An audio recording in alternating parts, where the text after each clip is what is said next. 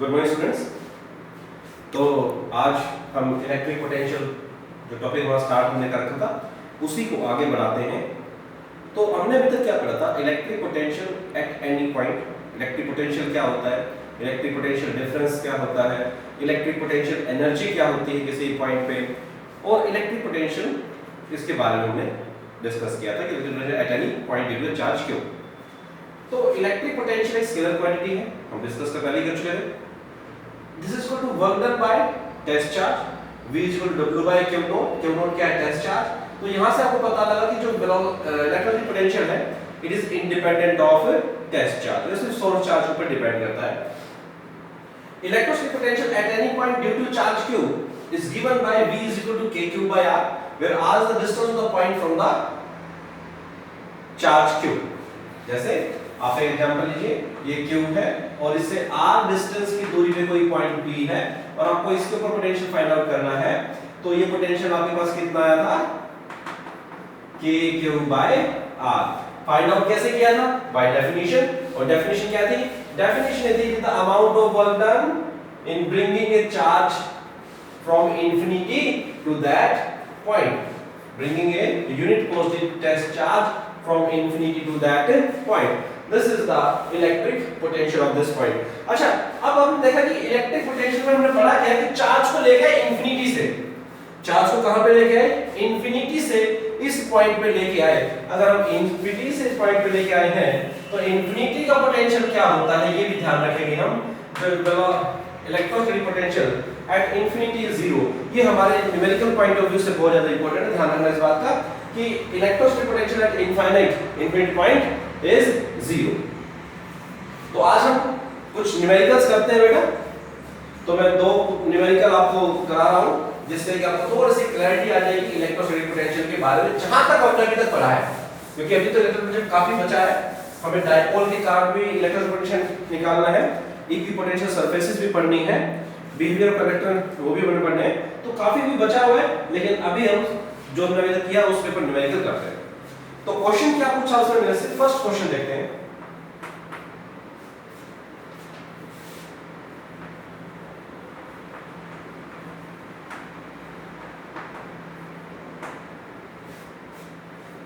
क्या the potential at a point, potential at a point due to a charge of 5 into 10⁻⁷ coulomb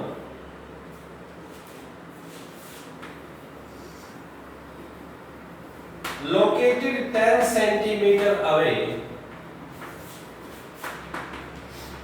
is। ये वैसे question पूछा तो क्या कह रहा है देखिए ध्यान से। अगर मैं क्वेश्चन का थोड़े जरा फिगर ड्रॉ करके देखिए, कोई चार्ज था Q कितना 5 into 10⁻⁷ coulomb, उससे 10 सेंटीमीटर के डिस्टेंस पे कोई पॉइंट है P और आपको इस P पॉइंट पे पोटेंशियल फाइंड आउट करना है। तो क्या फॉर्मूला था बेटा हमारा? V is equal to KQ by R। K की वैल्यू 9 into 10⁻⁹, Q 5 into 10⁻⁷ और R क्या है? 10 सेंटीमीटर, 10 into 10⁻² मीटर। तो बेटा 7 9 2 1 0 1, तो ये बन गया 9 5 45 10 और 10 के बाद 2 पर गया 45,000 वोल्ट। तो V is equal to 45,000 volt. तो कितना आंसर आ गया? 45,000 वोल्ट। क्लियर है? बहुत सिंपल सा क्वेश्चन था, डायरेक्ट फॉर्मूला बेस्ड। इसी में क्वेश्चन कह रहा है कि in the same problem the work done in bringing a charge of, अब यही क्वेश्चन है, सेम टू सेम क्वेश्चन है क्या? In the same question work done, मैं लिख भी देता हूं, in the above problem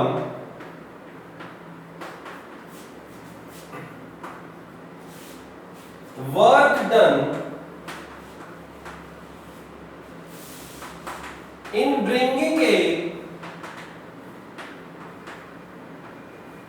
charge of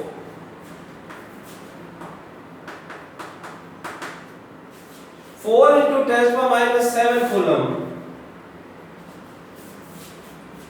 from infinity to that point is, अब ध्यान से सुनिए, कह रहा वर्क डन फाइंड आउट करो किसी चार्ज को एक पॉइंट से दूसरे पॉइंट पे लेके आने के लिए। तो हमने क्या पढ़ा था, व्हेनेवर, उसमें हम डेफिनेशन पढ़ी थी ना, the work done in moving a unit positive charge from one point two another point gives the potential difference. तो वर्क डन का फॉर्मूला क्या हो जाएगा बेटा, charge into potential difference, charge into potential difference. Charge कौन सा, जिसको आप लेके आए, चार्ज कौन सा, जिसको आप लेके आए, यूनिट पॉजिटिव टेस्ट चार्ज। तो कितना चार्ज लेके आए, 4 into 10 power minus 7 कूलम का चार्ज लेके आएगा, ठीक है। पोटेंशियल डिफरेंस क्या होता है, final minus initial, potential of final position minus potential of initial position. कहां लेके आए, पी पॉइंट पे। पी पॉइंट का पोटेंशियल कितना था बेटा, 45,000 वोल्ट।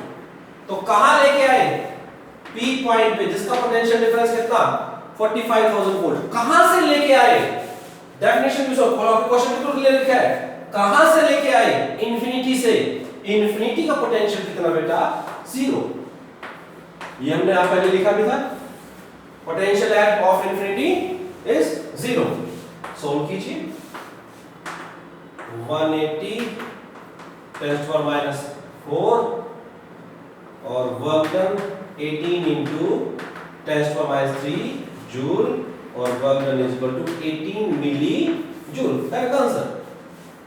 क्लियर बेटा क्वेश्चन, सिंपल सा क्वेश्चन था, डायरेक्ट फॉर्मूला बेस्ड, कोई मुश्किल नहीं।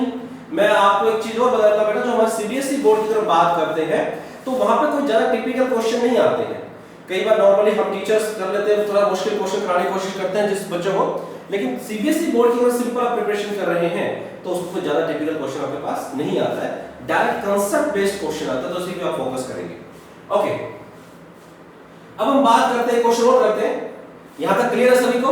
ओके, आगे बढ़े।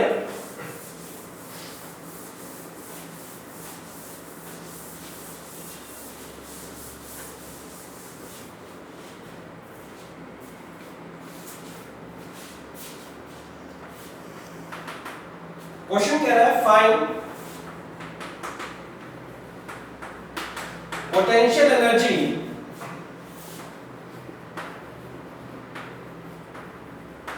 Of the equilateral triangle by bringing charges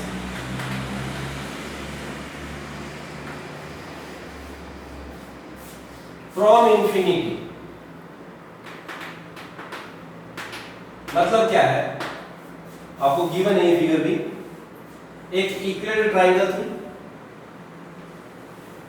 let us assume वो साइड है, और आपको इनके वर्टेक्स पे क्यू चार्ज लेके आना है ना।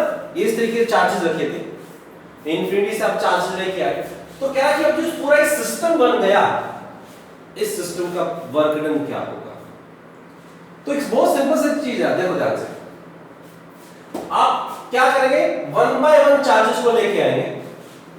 मान लीजिए this is position 1, this is position 2, this is position 3। थोड़ा सा क्लैरिटी आ जाएगी न्यूमेरिकल को करते हुए।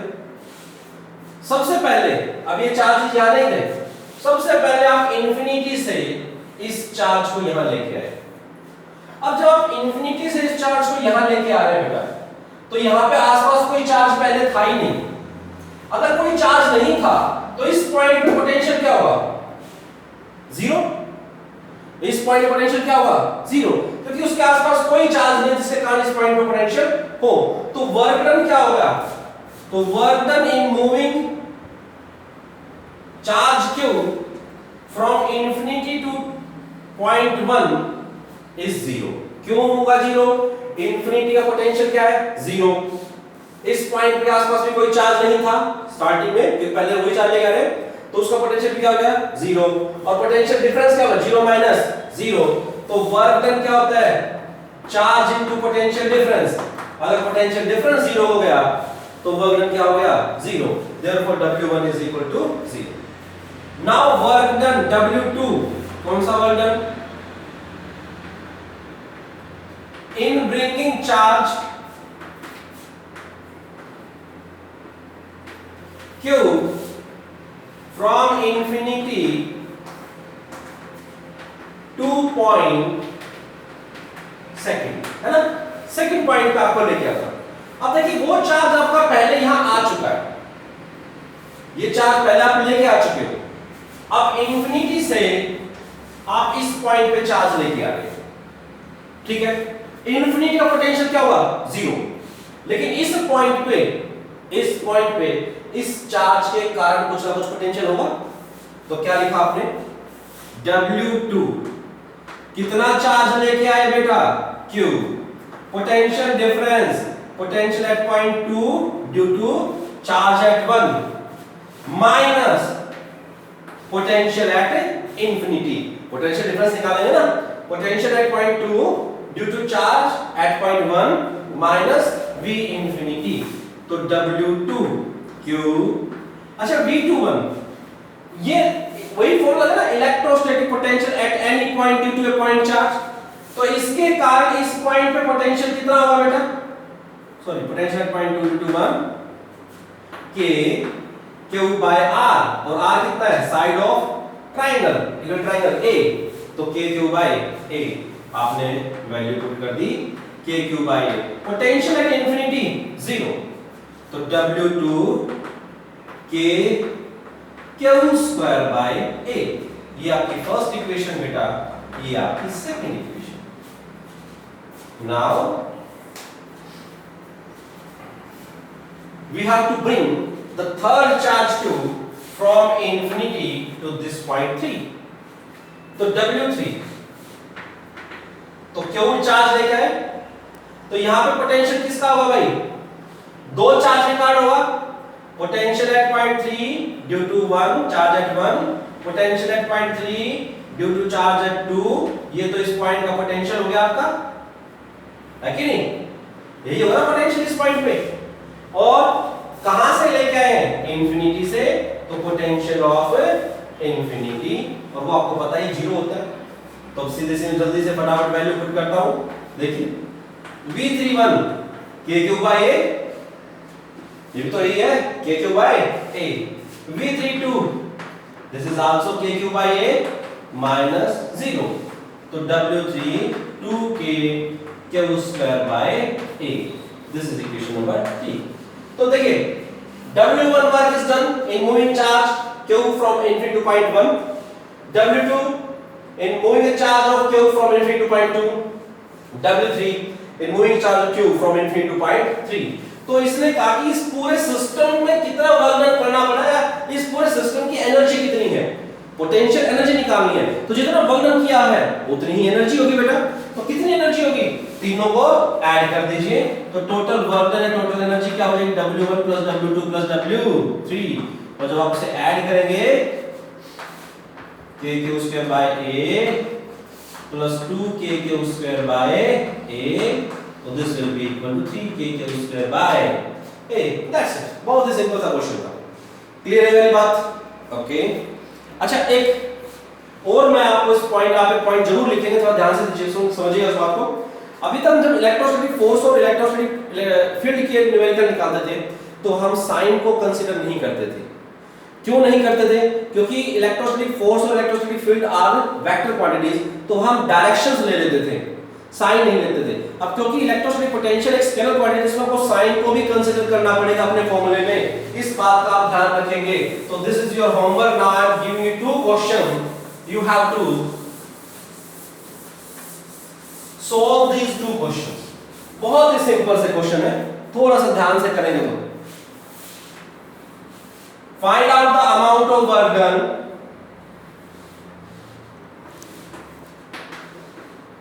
for the system of these 4 charges. Find out the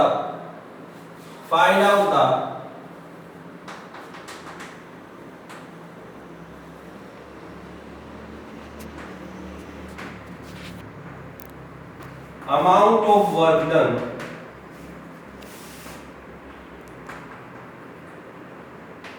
in placing these charges at the edge of a square of side A ही ले ले, A ले लेते हैं, of side A। एक तो ये क्वेश्चन हो गया। एक ट्राइंगल कर लेते हैं, Q माइनस Q और 2Q है, थोड़ी सी वैल्यू इक्वल ट्राइंगल लेते हैं, side A। Can I find out the amount of work done? Find out the amount of work done in separating these charges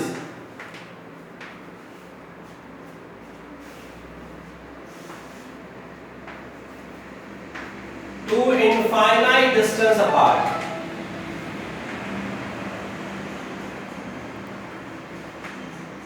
अच्छा, एक सिंपल सी बात है, कोई ज्यादा मुश्किल तो बात है नहीं, थोड़ा सा लैंग्वेज को चेंज किया गया है। एक बात बताओ, जितना वर्क आप इसको इन्फिनिटी से चार्जेस को यहां रखने में लेके करोगे, उतना ही वर्क इनको इन्फिनिटी पहुंचाने में करेंगे, बस साइन का फर्क आ जाएगा, अपोजिट वर्क हो जाएगा, इतना ही फर्क और कोई फर्क नहीं है। तो वही फॉर्मूला, वही तरीका, वही मेथड लगेगा। क्लियर है? तो दो बातों का ध्यान रखना है। पहली, साइन को आपको कंसीडर करना है, क्योंकि पोटेंशियल है, स्केलर क्वांटिटी है, तो इसमें डायरेक्शन तो होगी नहीं, इसमें आपको साइन को कंसीडर करना पड़ेगा। क्लियर? इसी तरीके से, और दूसरा यहाँ पे इसने कहा कि separate the charges to infinite distance, तो यहाँ इसका सिंपल सा मतलब है, जितना वर्क आपको इन्फिनिटी पे लेके हमने करा था, इन्फिनिटी से चार्जेस जिसमें यहाँ पे प्लेस करने में आपने वर्क किया था, उतना ही वर्क को यहाँ से सेपरेट करने के लिए, इन्फिनिटी तक पहुंचाने के लिए करना पड़ेगा। जस्ट डायरेक्शन, यानी कि एनर्जी पहले आपको मिल रही थी, आपने वर्क किया था, अब वो अलग हो जाएंगे, अपोजिट डायरेक्शन हो जाएगी, नेगेटिव साइड से इतना ही फर्क है, कोई फर्क डिफरेंस नहीं है। क्लियर है? तो दोनों क्वेश्चंस आप मेरे आप सॉल्व करेंगे और इनका आंसर अपने कमेंट में लिख के भेजेंगे। Thank you for today, that's all and have a nice day.